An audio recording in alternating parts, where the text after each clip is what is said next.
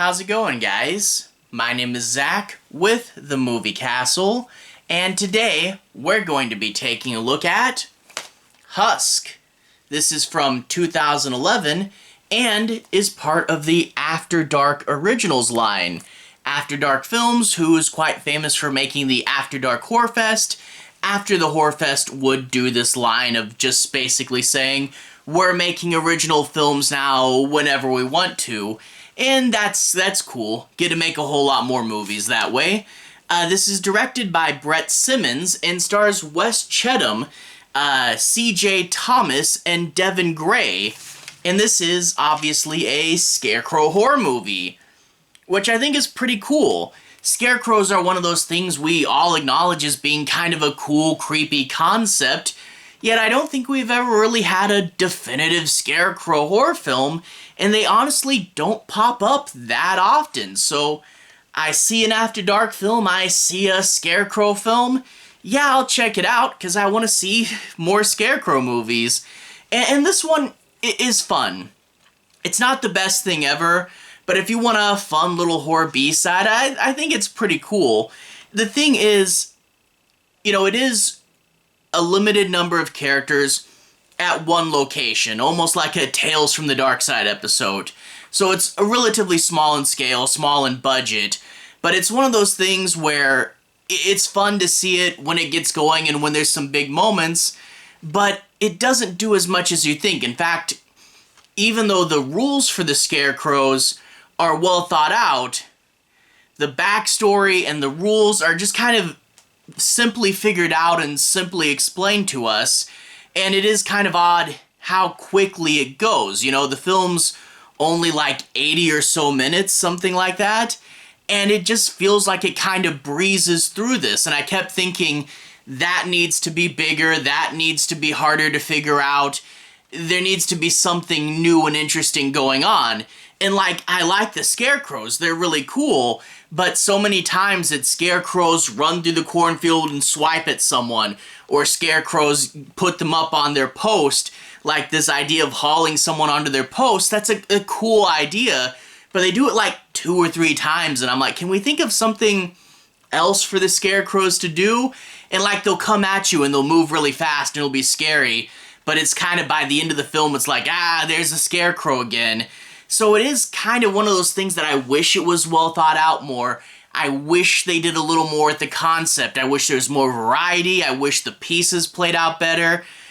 I wish it was a thicker movie, but as it stands, it's thick and it flows fast. Now, it's not bad. Like I said, it is an interesting concept. When we figure out what the Scarecrow's rules are, it's an interesting set of rules. And the set is a good, creepy set. And the idea you'd have this haunted house in the middle of nowhere with the big, all-encompassing cornfield around it. It's a really cool idea. It's a cool-looking movie. It's fun. There's a good, fun base there that does make this enjoyable. But it's just so thin, and I wish they had done more with this one. As it stands, like I said, it's about 80 some odd minutes, and it does feel like it needed more on the bones. It almost could have been a better episode of Supernatural or The X-Files or something if they just cut it a little shorter and embraced the quick runtime. It's just, yeah, it's good. I just wish there was more going on here, but if you want a scarecrow film, you don't get them that often. A fun little kind of slasher supernatural story. It's cool. Not the best thing ever, but a good enough B-side. I enjoyed it, even though it wasn't perfect or anything. I guess in order to explain this and analyze further, I'm going to go ahead and talk a bit about the plot. I'm not going to do any major spoilers, but I want to take a moment, dig down and analyze this further and talk about what could have changed in order to build up a better movie. Again, I don't have to go to the ending of the movie to do that, but I will be digging a little deeper in this segment. So without further ado, the plot. We open up on a car with 5 characters. Guy with glasses, there's a boyfriend and a girlfriend, there's other male lead, which, to be honest, sometimes when the movie was a little dark, I got mixed up with the boyfriend character, but whatever. And Red Shirt Man. And yeah, Red Shirt Man, don't worry about him, he's gonna be gone in a minute. But anyway, the characters, after a quick conversation, will crash their car. It's a cool scene where a supernatural force sends a bunch of birds into their windshield, causing them to crash where it needs them to. They wake up a little while later, Red Shirt Friend is gone, they care a little bit about this, and the car is stuck on the side of the road. Cornfields for miles, no idea where civilization is. How do we get help? We know the drill. Now, a few things with this opening. One, we jumped in really, really quick. Like, for real, like a quick conversation in the car and then the birds come. In a regular horror movie, we'd have the prologue characters get killed by the scarecrows before we even meet our mains, and that would establish the threat of the movie and give us a good hook, and then we would goof around with the mains a little bit more before they got in danger, you know? They would go to a gas station, they would, I don't know, pick up a hitchhiker and he would take their photo. They would do a few more things before they actually got in trouble, and that would give us time to know their character more. But no, just one conversation and then birds. And I really feel like when you look at this being an 80-minute movie instead of a 90-minute movie, kind of feels like we chopped the first 10 minutes off this thing. I don't know. And also, they're in the ditch, and Red Shirt's gone, yeah. But 4 people, like, the car's not totaled, it's just off the road. And I honestly think if you put it in neutral, these 4 people could push it out. A little bit of a hiccup there, but whatever. And also, no one cares that Red Shirt's gone. They kind of go, oh, I bet he went to get help, and then just don't really care too much. Like, if your friend's missing, that should be a huge deal that you're really scared about, but, Red Shirt, who cares? Anyway, the girl character sees a boy in the corn, and they decide to check out what's in there, and they do split up. Like, it's kind of weird. You know, the other 2 will eventually decide to follow them in, and these characters will split up kind of needlessly, like they're the Scooby Gang or something. I don't know why. Creates more tension, pads out the runtime. Whatever. The characters will split up, and it's not super important. They'll eventually find an old creepy haunted house with a light on, but they get to the farmhouse and they find that it's super old and run down looking, and you get to see clues as to who lived here in the past.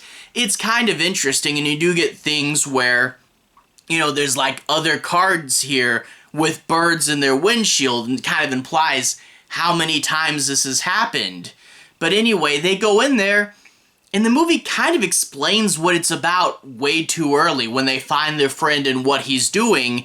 And I kind of wished we didn't see this happen, because what's going on with the scarecrows would have been way more interesting if it was revealed later. But as it stands, the movie tells us right away, so I guess it's not a spoiler. What they see is their friend, and he's basically a zombie, clearly dead but moving around. And he's at a sewing machine. He's got nails inside of his fingers, which I think was a cool idea. The idea that, you know, you would drive nails through your fingers, but now you kind of have Freddy Krueger claws. That's a cool idea, and it's a way you wouldn't drop your weapon. He's got that, and when he finishes his sewing project, it is a scarecrow hood. That's cool. You kind of make your own hood and then become a scarecrow. But it's also telling us too early. Like, the idea that when you get killed here, you join the scarecrow army, that would have been a cool twist later, especially if it was like after they killed a few of the scarecrows. But no, they just kind of tell us what's going on really quick. Oh, and then after he makes his scarecrow hood, Red Shirt disappears again. And people, once again, don't really care about him, which is great. Anyway, Guy with Glasses character will decide that he's the main character now, and he starts to get these visions. It's kind of weird they picked him as the lead. I would have thought it would have been like the boyfriend character or something, but a guy with glasses is getting these visions, and that will explain the past and what happened on the farm. And it's shockingly simple. Like, after 3 visions, we pretty much just know everything, and it's the way they handle this, you know? The past, figuring out what happened, if we got little clues sprinkled throughout, especially if the clues hinted more at what would come in the visions later, that would have been way better. But as it stands, the visions just tell us, and we get like a chess game where we learn the name of 2 of the kids that were at the farm in the past. You know, we see their scorecard and that's what tells us their names. I wish it was much more of that. I wish we were able to piece together the origin rather than it just being told to us. And same with the Scarecrow rules. You know, the guy with glasses, he figures it out. But I wish there was more learning and experimenting and figuring things out through creative ways. I mean, we see the other cars with the birds in them. What if we found hidden in the house something that previous survivors had tried to do that did or didn't work, and we learned clues from them? It's actually kind of strange that the house is as untouched as it is. Maybe the ghost reset it or something. But yeah, I just wish, in regards to both the Scarecrow origin story and the rules for fighting and defeating scarecrows, I wish that it was more doled out and figured out in little puzzly pieces, but it seems like anything big and important is just said once right up front, and we move on from there. And especially because, you know, like the Scarecrow attacks, like I said earlier, jump out and scratch, or, you know, they get repetitive. You know, and the thing is, the Scarecrows are fun. It is cool to see them out there, to see them attacking you. But when the Scarecrows start to do the same things over and over again, jump and scratch, hoist you up on their cross, which is actually weird. It's a good scene when they pull someone up on the Scarecrow hoist, but then they do it like 2 or 3 times, and I'm like, we've already seen this scene here. What's going on with that? And if we had maybe doled out the plot more sparingly and escalated things, that would have been better, and that would have shaken things up. And maybe if we did just a little bit more, you know, there was things like the boyfriend and girlfriend get separated and it becomes, you know, where he's all obsessive and it's like, do you want to come with me or do you want to stay with that other guy? I wish there were more harder choices like that too. You know, as I said, it is interesting rules when they're figured out and explained. Again, they're explained, but what they are is good. And overall, it did lead to some fun sequences. And, you know, it's like, there is something there. There is bones. You know, I do like scarecrows. I do like a fun haunted farm. And I did like the kind of slashery elements here. It seemed like it had a good base, a good idea, but when they actually wrote the script, they didn't add enough to it, and it wasn't super interesting in how it panned out. And I do wish that it was bigger and better. I mean, like, even the ending of this movie, we get some fun sequences, but it kind of just gets to this moment, and then the movie turns off, and I'm like, whoa, we still had 5 minutes in the movie left. What are you doing turning off now? What can I say? It's a fun enough B-side. It's okay. It's just a film that I was constantly going, come on, can't we be a little more creative? Can't we do a little bit more with it? Can we add something? It's fun enough. It's just, it really could have easily been just that one extra bit better. Either way, though, it's okay. To everyone who's watched so far, thank you for watching. To everyone who's liked and subscribed, thank you. You really are helping the channel out. I'll leave a relevant playlist on the bottom. This should be my After Dark playlist. I've talked about some of the Horror Fest. I've talked about a few other originals, I think. There's a few videos in there if you want to see more stuff like this. Anyway, have a good day. I'll see you guys again very, very soon. Relevant playlist on the bottom. Have a good day now.